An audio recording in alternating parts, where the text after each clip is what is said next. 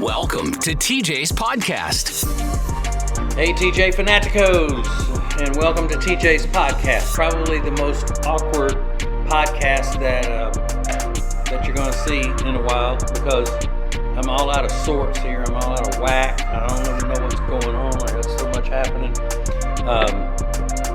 The thing is that I'm having to do this podcast from the home today. I'm actually on the set of TJ and Jody's house where we do the podcast. This is our set for that because I'm having to record this. Today's Wednesday that I'm recording this. And the reason why is because Thursday, which would have been last night, I'm going to say it like it's currently happening, we had a big TJ Fanaticos cocktail party for the official TJ Fanatico, the TJ Fanaticos, the official ones. Now, I would go on and on about how much fun it was and how much I enjoyed, meeting everybody and rubbing elbows with the common folk and all of that stuff. But I can't say that because I haven't done it yet, and I don't want to be lying. But that's why this podcast is having to be recorded from the house. Because I got to give you something, right? The Fanaticos would rise up if I didn't give you something. So, we'll see how it goes. And to be honest with you, I'd rather be doing this right now than what I'm supposed to be doing, which is outside finishing the yard work. We got a bunch of mulch. This has been mulching week at my house. And that's something that I used to hire hands to do. My wife handled all of that. She would book the people to come mow and weed eat and edge and do whatever, yard people do. And then when it was time for aerating and planting and mulching and all that, they just, they would do that or work on the sprinklers and that kind of thing. But that was back in the days of milk and honey, you know what I'm saying? When you decide in your 50s that you're going to break away from what you've been doing for, 30 years and being at the top of your field, and then start your own business and try to build something else, that's the kind of stuff you got to deal with. Things like spreading mulch. Ew. Look. But it has to be done. It has to be done. And make no mistake about it. Ace and I have, we're not ones to brag or anything. And I think that's been a little bit to our detriment at times. You'll notice whenever I have to promote myself or something, I do it in a silly way, like a tongue-in-cheek way, like I'm over-the-top arrogant and stuff because I get uncomfortable saying, go check me out, or go, it's easier for me to say us when I'm talking about Ace and me. But when I'm just talking about me, like the Fanaticos cocktail party and all of that, it's a little bit more difficult. But yeah, Ace and I are, our radio show is considered one of the best ever in all of radio history. We're at the top in the field, and not just by you, the people who listen to it, but I'm talking about people in the industry and everything. But we've always downplayed that kind of stuff. But I guess looking back on it, we should have been promoting that instead of playing the humble cats, which we are. I just can't. I don't even know if we could have done it. Like seriously, not being a jokey kind of tongue-in-cheek sort of thing. Going, hey, how great we are! We were so great. Anytime we did tell you about something that was an honor for us that we received in the business, we would always tell. We would tell it on the show because we wanted to give credit to the listeners, and we would say the Ace and TJ radio family. I mean, you've supported us, and you've helped us get to this and whatever. But just to sit and talk about awards that we've gotten or that we've been nominated for, or those types of things. We never did that, you know. But now look at us. We ain't crap. Okay. It's also going to be a little bit weird because I'm not at my desk. And well, why didn't you just do it at the desk that you use when you do TJ's political show?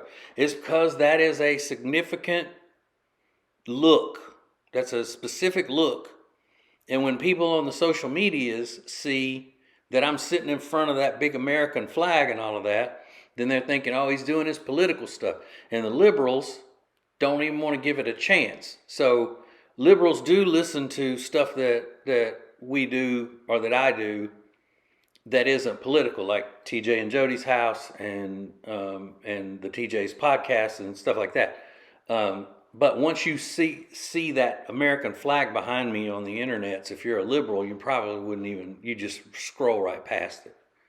So I didn't want to do that. And believe it or not, I don't have a bunch of different studios in the house. This is if you've never seen TJ and Jody's house podcast, this is our loft, and this is where we do it. It being the podcast. So that's a little bit awkward because I don't have my desk and my laptop is down here. And I'm looking straight down at it to be able to read the information. And it's also kind of far away from me. Let me straighten my hat. So I may not be able to see all of it anyway, so I just have to go from memory. Where's my little, oh man. I left my little note sheet as to the order I wanted to go with these stories. That's all right. I can do it.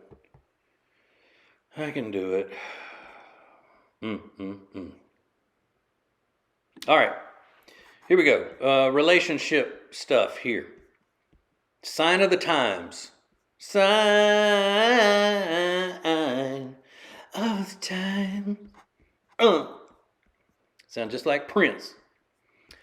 Question is, in the headline, is it acceptable to ask a stranger out in person? I've been married for almost 30 years. When I was a dating person, that was the only way you asked somebody out was in person. There were no dating sites or any, there wasn't even an internet to speak of. I mean, we had the internets, but there were no social medias or anything like that. So it's interesting to me where the culture is when it comes to this kind of stuff. And it's in the toilet. That's where it is. Our culture's in the toilet. So it's a whole article where they've surveyed a bunch of singles, and basically the people they surveyed, the single people, they want more of it. They want more being asked out in person by strangers or whatnot. And here's the kicker. I would have never thought this. I'm just summing up the entire article for you. Basically said, this is women, I would like to be asked out in person by a stranger. Just don't be creepy about it. Oh, well, nobody ever thought of that. Don't be creepy? Do you think that if an adult man goes up to a woman and he has the ability to determine what is creepy and what isn't, as far as he could recognize that he's creepy and then not do it, do you think that he could pull that off? You're either creepy or you're not. Now, you could be not creepy and then think about what you're going to say when you ask a woman out and you go, oh, wait a minute, that sounds kind of creepy. Well, then you're okay. You've got enough intelligence and social skills to know how to phrase something and not to not phrase something. How not to phrase something. But if you're creepy, you're not going to know the difference. It's like people who are dumb don't know that they're too dumb to know that they're dumb. You know that whole thing? They're too dumb to know when to shut up. Same thing with creepy. They're too creepy to know when not to creep. If it's a creepy person, wouldn't you want to know that in the beginning? I would. It's kind of like a face tattoo. You know, if you're the manager of the bank and you're looking to hire a new teller and somebody comes in for the interview and they got a giant FU tattooed on the side of their face, you're going to know right away, hey, I don't need to waste my time with this person. It's not going to work. Same way with this. If you're a weird person, a weird guy, and you walk up and go, your hair smells good. Want to go out on a date? I think that's, as long as you're not like violent creepy or anything like that, dangerous creepy, it would be a good way to just let them know right away, hey, I don't need to be going out with this dude. But how groundbreaking is this article though? And I'm being serious. I'm not being sarcasm. You would think I'm being sarcasm on this, but I'm not. It shows that the social skills in our country amongst young people are so inept that now men don't even know how to approach women in person to strike up a conversation that will lead to, getting asked on a date. Because you've got a generation of people who their entire lives have been sitting in their room on social media and on video games, and they don't know how to go out and approach a stranger about anything. They don't even know how to call a store and have the store pick up the phone, and then they go, hey, excuse me, do y'all have any rollerblades? Do y'all sell rollerblades? They would never dream of doing that. They would freak out. They probably, a 30 to 35-year-old doing that would probably wet themselves, being so nervous, trying to ask the people at the store whether or not they sold rollerblades. It's like if they can't order something and then pick it up curbside, they don't mess with it. They have constantly avoiding personal contact. But you know what? They still want companionship. So now they don't have those skills under their belt. They don't know how to do it. Now, if I would have been thinking, then I could have opened a school on teaching, strange, socially inept people how to talk to other people. Because I know those people doing that now are making a fortune. And all they got to do is call themselves experts. I'm a social connection expert. What does that mean? I call myself a leading societal profiler. I didn't have to go to school for that. I just put that on my bio. But you got people that don't know how to approach any other person, much less somebody that they're interested in impressing, in order to go on a date.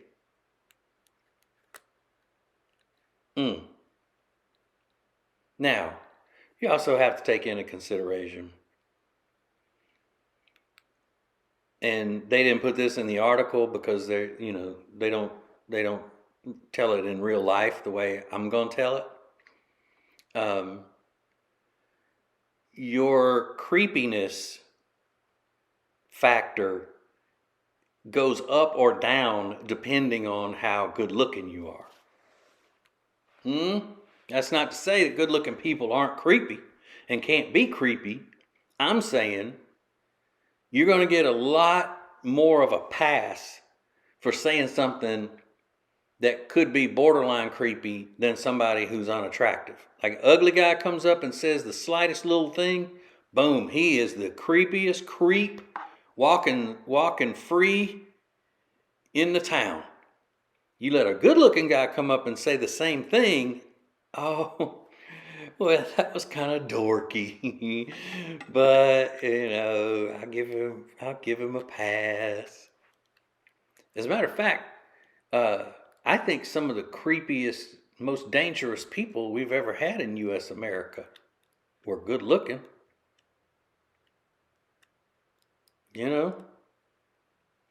Look at that. Look at that. Bundy. Everybody talking about how good looking he was, and I guess he was for the time. Ted Bundy. But either way, and some of these women they were surveying and asking them on the street and stuff. I'm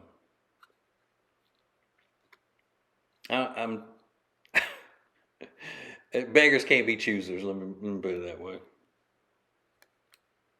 I mean, they didn't exactly go and survey the hottest women they could find. I don't know what that means, but I'm sure I'll get flack over it. It is what it is. Just telling the truth. Because, I mean, the ugly people need love too. So you got a guy who's ugly, right? In this scenario, the guy's ugly. And then he's nervous and kind of awkward acting. And he approaches a girl that's the same level of ugly that he is. But because he's awkward, she's going to judge him as being creepy. I don't see how that's any different than some ugly little, fat, 4x4 guy, looking like a troll under a bridge. You're going to say, oh man, I ain't going out with her. She's fat. Come on, dude. I see it as the same thing.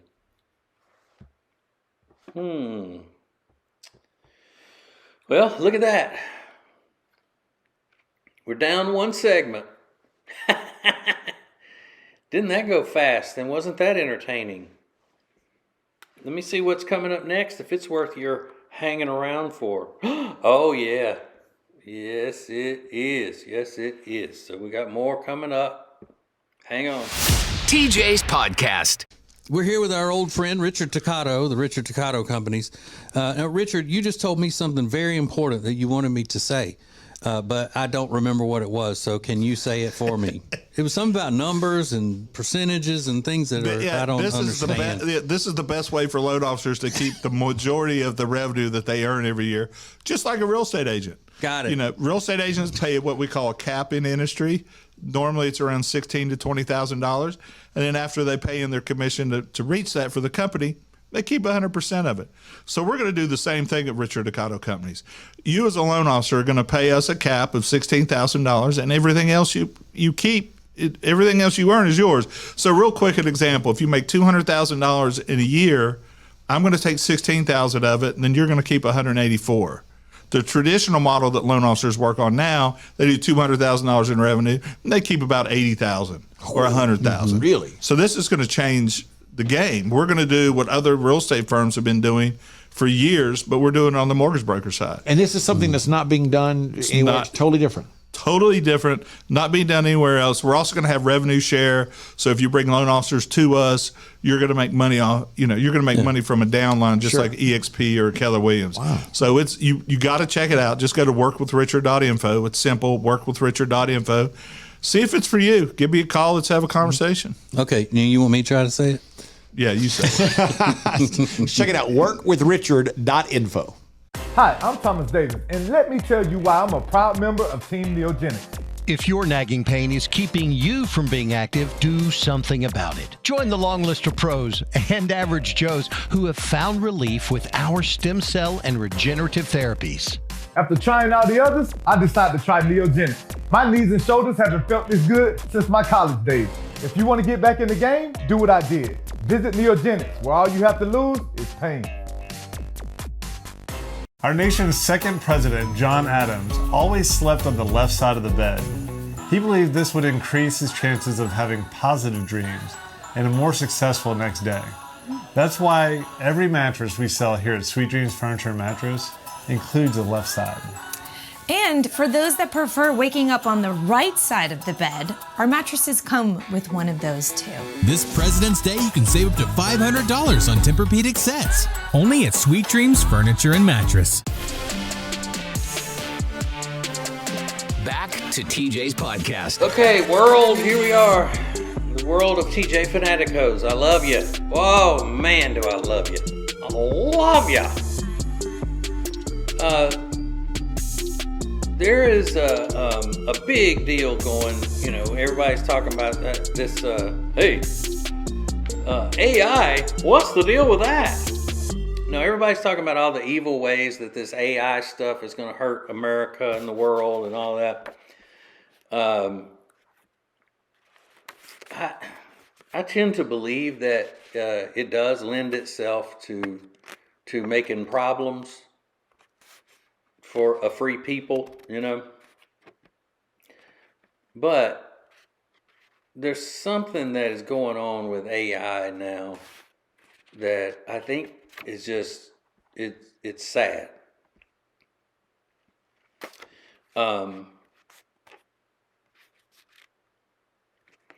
There's this.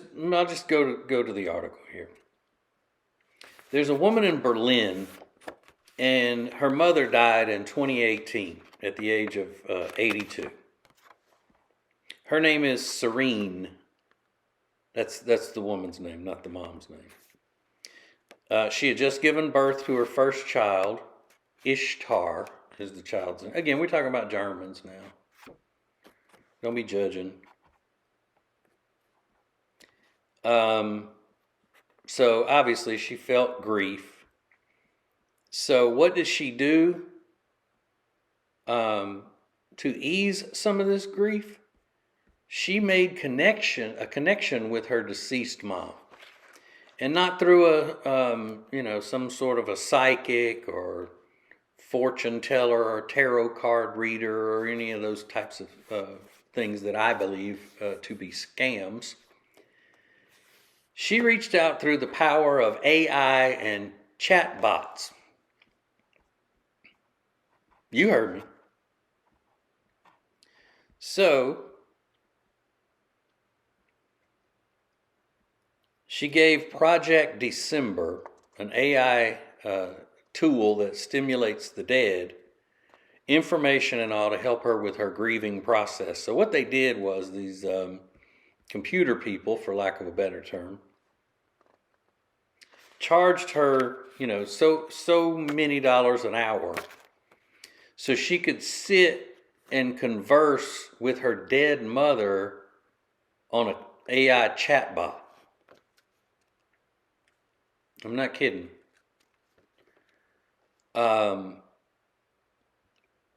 This app has more than 3,000 users, all of whom pretty much use these computers to have conversations with and contact with their deceased relatives. So the way it works is this lady told them all about her mom. What her mom was like, what kind of, where her mom was born, all these statistics about her mother. And then I don't even think they made an AI person that looked like her mom for this. I think it just was in text. So she's sitting here chatting with a computer that's pretending to be her dead mother.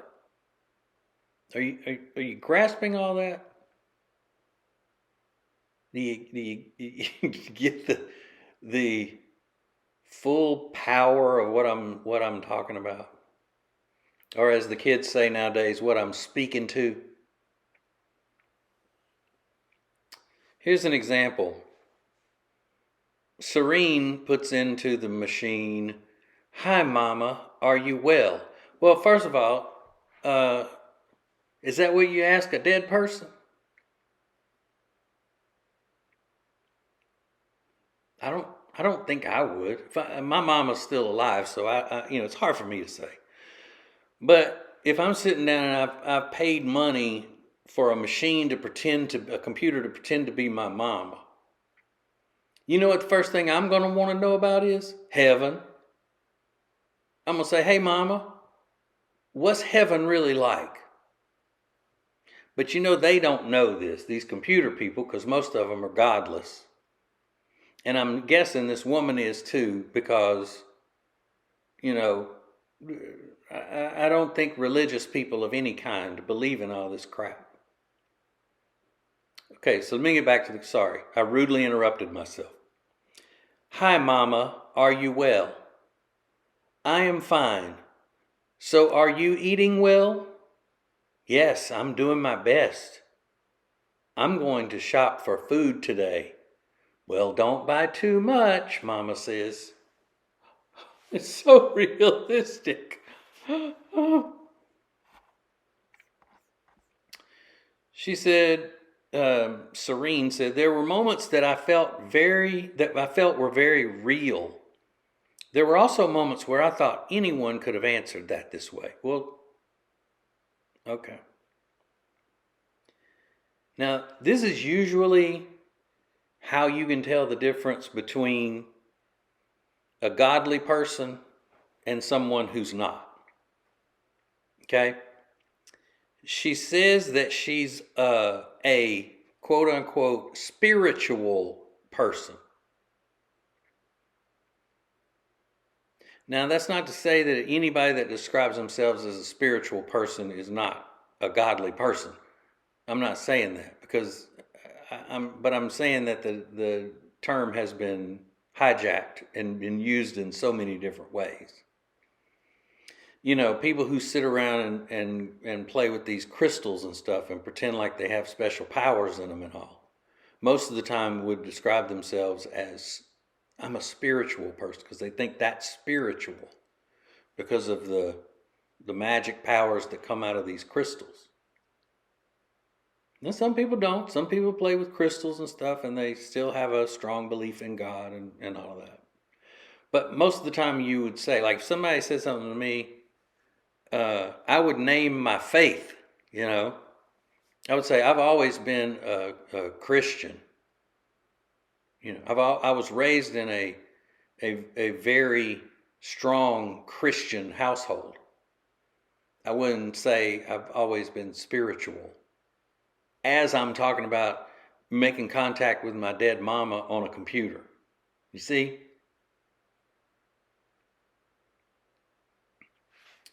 Now, she said that her mom was calling her by her nickname and, you know, those types of things. But again, that's all put into the computer and she knows that. Thank God she knows that. I'm sorry, thank spiritual crystals and universe that she knows that. But here's the thing. Oh, never. If I say this, I'm going to be going too far into the political world, and I'll just say the one thing. This is exactly the way the predictions of what the climate is going to be in 50 or 100 years works. They input data into a computer, and then it spits back out whatever is put into it. That's all I'm going to say. All right, moving on.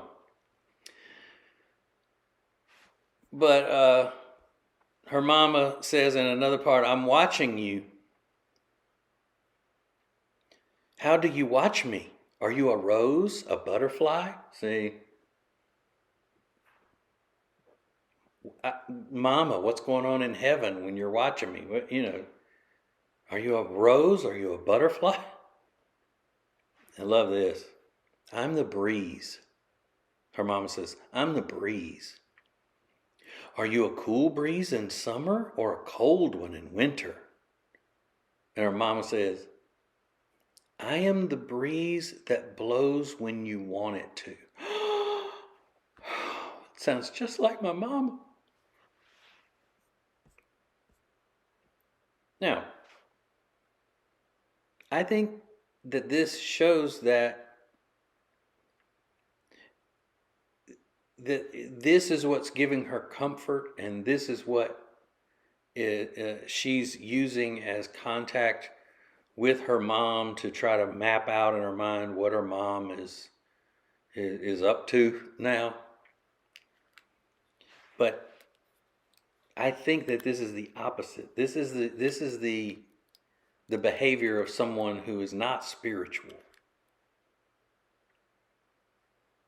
I mean, wouldn't it make sense that once you turn to a computer, then all of the spiritual part of it is gone? I don't know how it works. I'm just asking. Like if you said, I'm a spiritual person and I believe in nature and the universe speaks to me, and I believe that, in reincarnation, and that people come back from the dead and they're in a new life form like a rose or a bug or whatever. But none of that comes out of a computer. Once you go to the computer, then, that's, I don't know.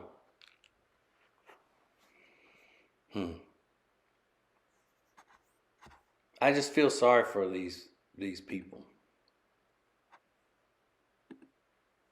I want them to have something else, I want them to have something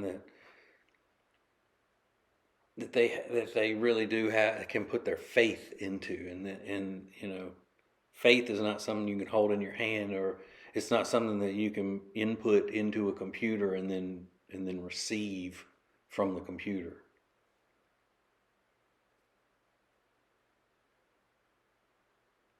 I don't know.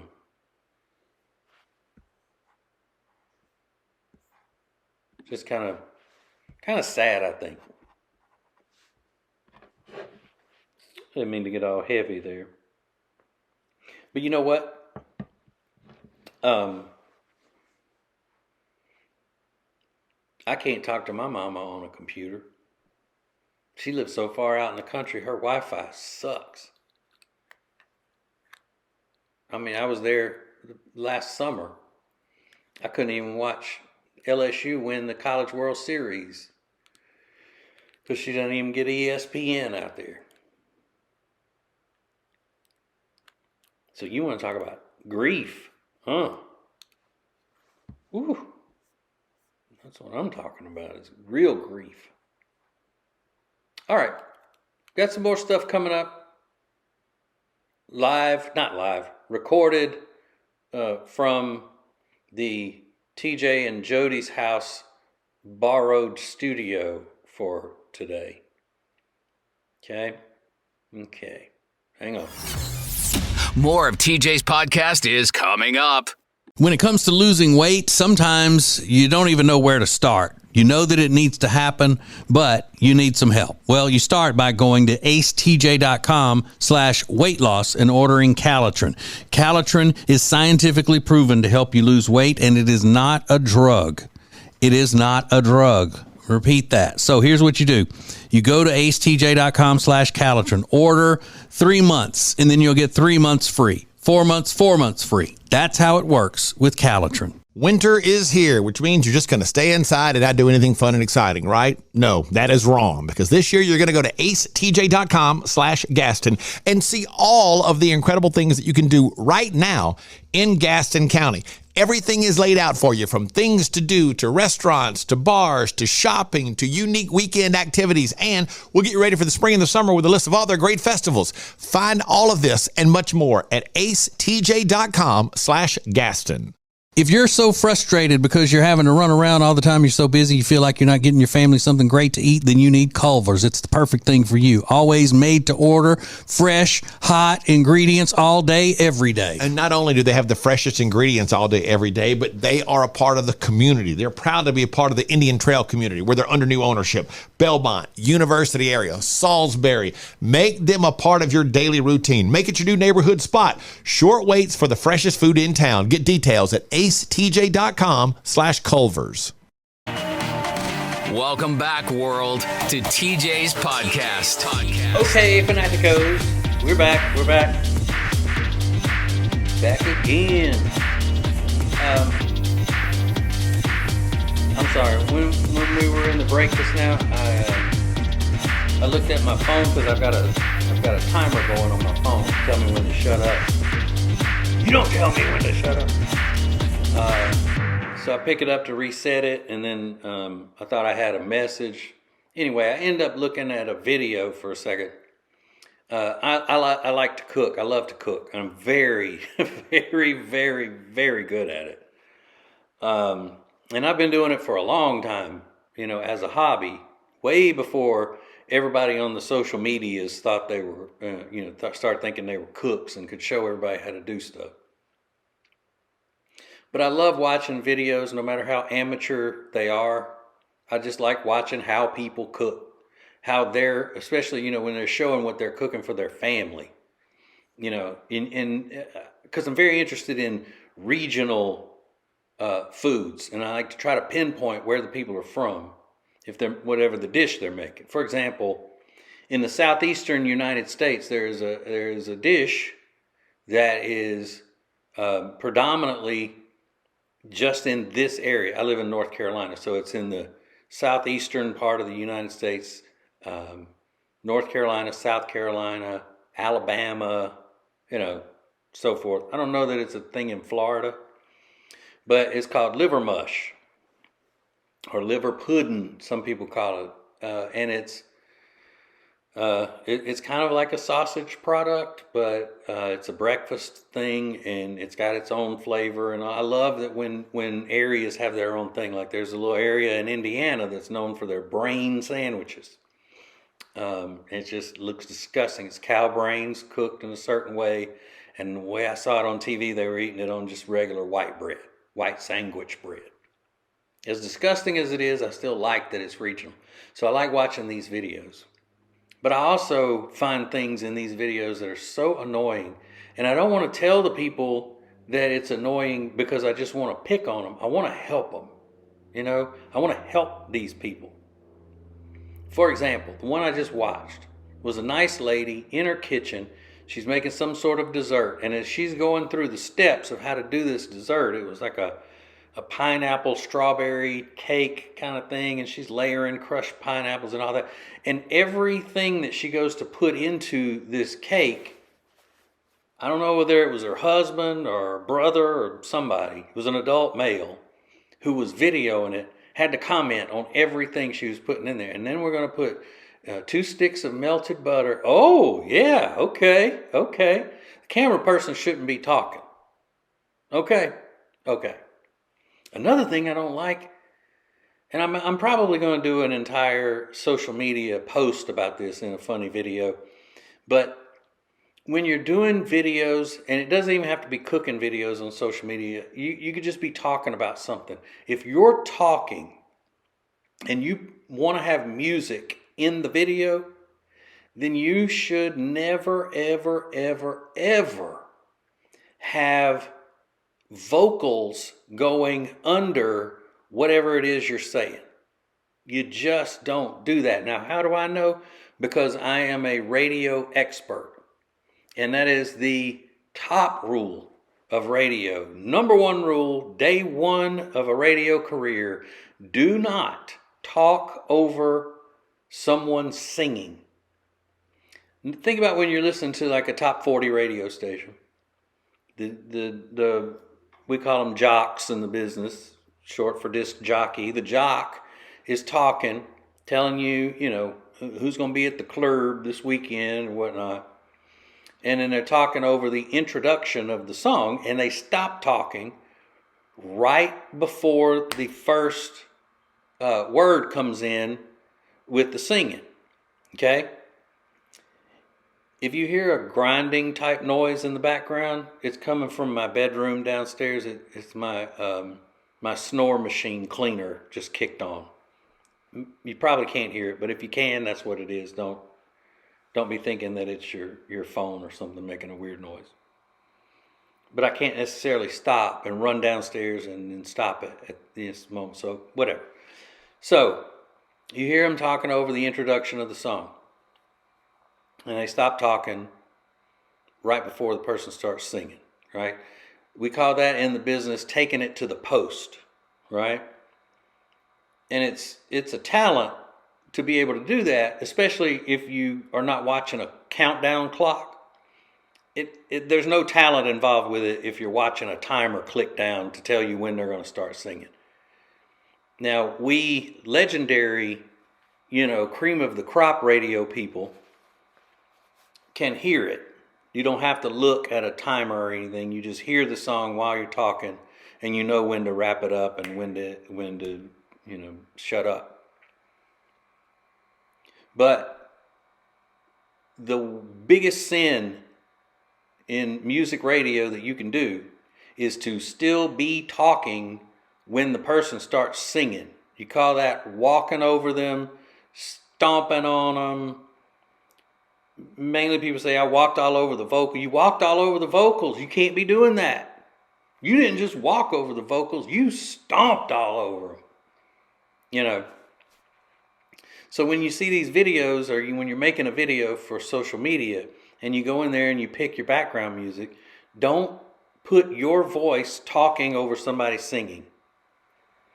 One, it's distracting. People can't really pay attention to what you're saying fully because of the song. And then sometimes people can't even hear exactly what you're saying because you don't, it's like having two people talk at the same time. You got to look at it that way. So there's that. Now, if you see a video on my social media pop up later where I'm really going on and on about it, riffing, then don't think he's out of material. I've already heard him do that. Because I said in the beginning, I'm probably going to make a video about it. I just bounced it off of you first. Look at it that way. What else do people do that's annoying?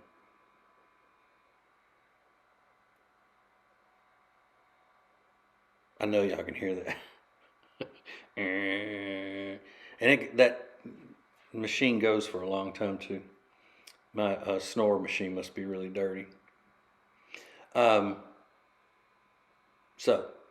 I was at the doctor's office earlier today, and I was getting blood work done. And the young people that work for the ACE and TJ network always have a good time laughing at Ace and me because they say we're constantly giving blood. Well, it's not giving blood. Giving blood is when you donate a pint to the blood center or the blood mobile or whatever, the Red Cross. It's not like that. They're, testing your blood. You're not donating blood. But when you get a certain age and you're on, regular medications and all, they have to keep checking to make sure that everything's all right. So I was in there today, and I always have to give them the same spiel, because I can't. I'm kind of queasy. Not kind of. I am queasy about certain things. For example, I can't look at blood, but I can watch those cyst removal videos all day long. And my wife would go, how do you watch that gross stuff? You can't even watch blood on TV. And I say, well, because there's no blood in it,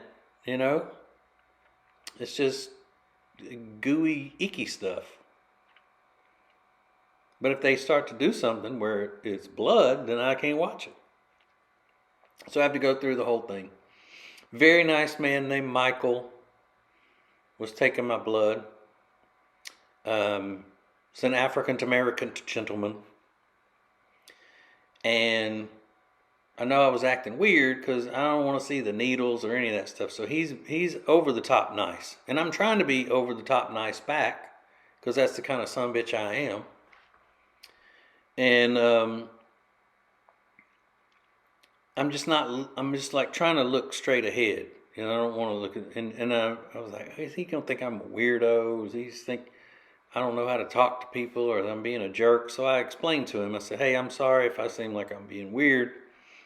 I can't look at the blood. I don't want to see the blood or the needles or anything. So that's why I'm not looking at you or making eye contact with you. I'm not trying to be rude, but that's why. And he goes, oh, okay, I understand. And then it turned into, you're not going to pass out, are you? We need to get this, or, you're going to pass out. I was like, no, I'm not going to pass out. I just don't want to watch it. I still think he thought I was a jerk, though. Probably thought I was some kind of a freak weirdo. Because, when somebody's talking to you and then they just don't ever look at you and they're just looking down or looking straight ahead and you're over here. It's like when a server comes up to the table, he or she is right here taking orders.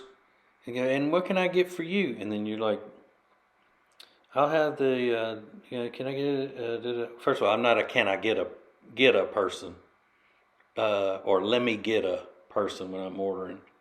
I find that to be rude.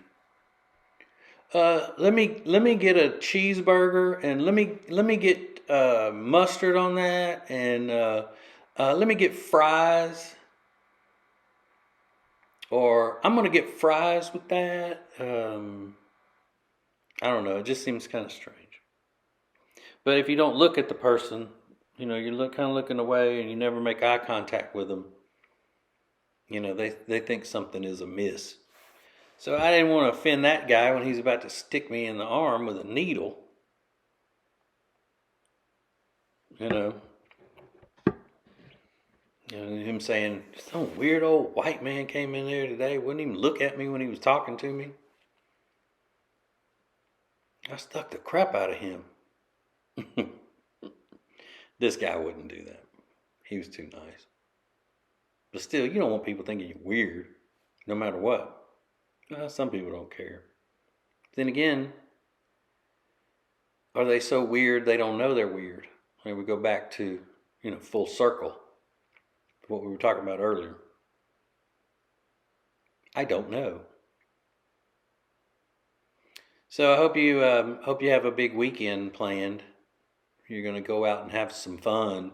This weekend, I may be having dinner Friday night with an old radio friend of mine who's supposed to be in town for a concert.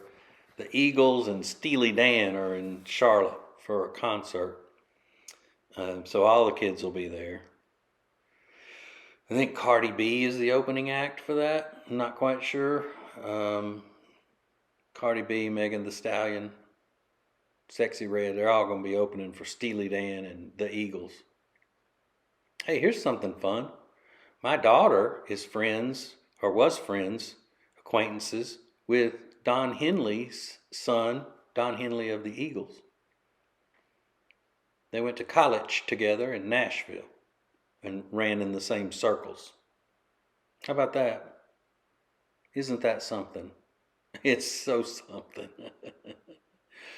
But while the Steely Dan and the Eagles, Cardi B, Megan Thee Stallion, Sexy Red concert is going on in the uptown of Charlotte, I'm going to be at a little show myself. I'm going to be at David Spade. I think David Spade is probably my favorite comedian, especially when it's just him talking, just his regular way of speaking, conversing with people and all. I think he's just so unique and quick. Reminds me of myself as a younger man. Actually, he's older than I am, but you know what I mean. But I love his stand-up too. But I would say he's probably my favorite stand-up comic all the way around. I like that Nate Bargatze. I've just recently gotten into his stuff. And my wife loves him because he's clean. He's so funny and he's clean. And we're like, okay, well, you love David Spade too? He's not clean. She acts like, I only like clean humor. Okay, so you like Nate Bargatze.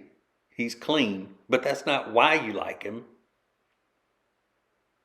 Because she will text me. Because we don't wake up at the same time in the morning. I leave and start work really early. And she'll text me when she gets up and she'll go, you've got to go watch David Spade's story on Instagram. It's hilarious.